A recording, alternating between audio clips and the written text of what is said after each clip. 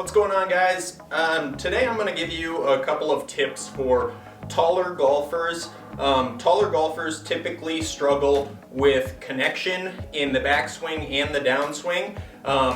Typically have a little bit more challenging time with balance and appropriate tilts over the golf ball, and then also tend to be a little bit stronger just naturally because of the lever systems, and so they also struggle to get steep in the downswing, and typically I see them struggle getting the club to shallow out. So we're going to go over a couple of different things that can help taller golfers play a little bit better golf. So the first thing that we're going to talk about is connection in the backswing and the downswing.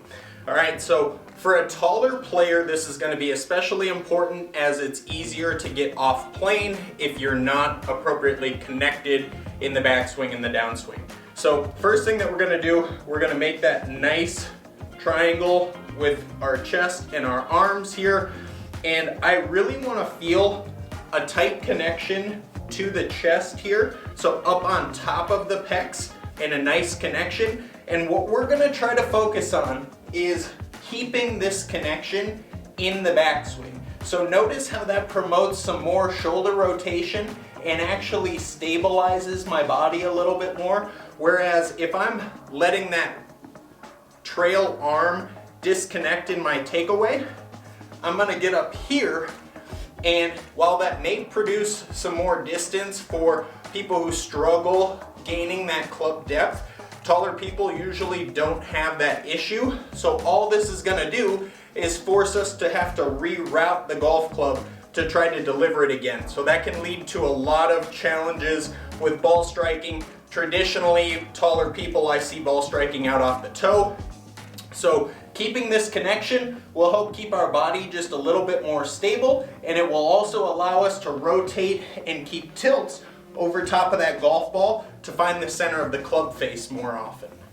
Another problem that I traditionally see taller golfers make is in our hinge and how we start in the downswing. Okay, so those are two separate things, so I'm going to kind of break off into two separate paths on these two, probably make two separate videos for them. Number one is that hinge. Okay, so with the taller player especially, I like to really focus on an early hinge because it allows us to get those wrists set while we're still in a traditionally neutral position.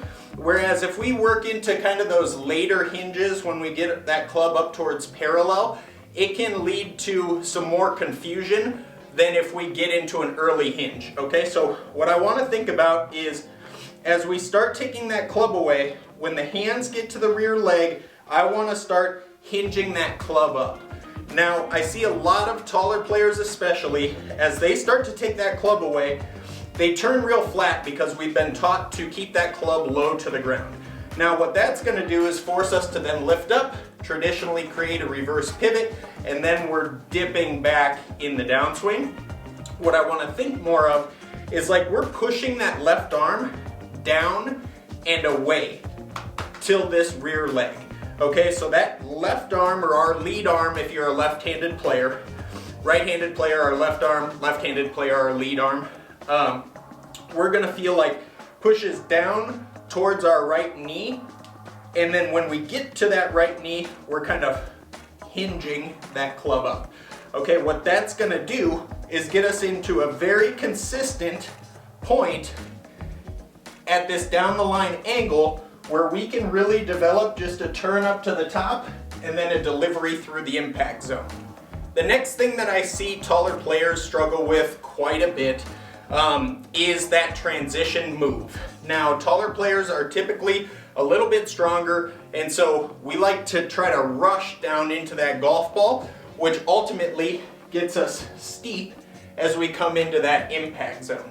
Okay, so what I like to teach taller players to feel at the top of their backswing is like our grip gets a little bit looser. Okay, now you may be saying, well, won't that cause that club to twist in my hands?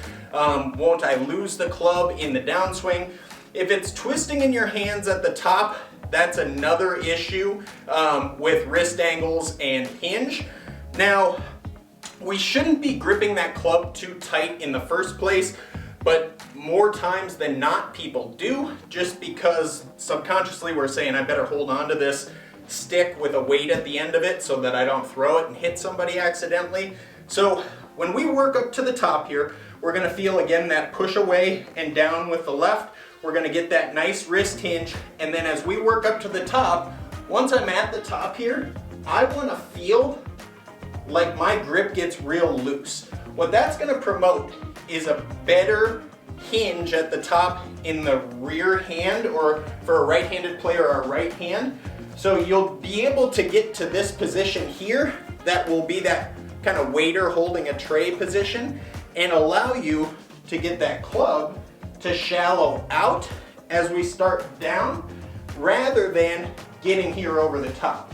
So we're going to feel, again, I'm talking feel. We're going to feel like we work up to the top here, and as we start down, that grip's gonna get real loose so we can let that club lay down.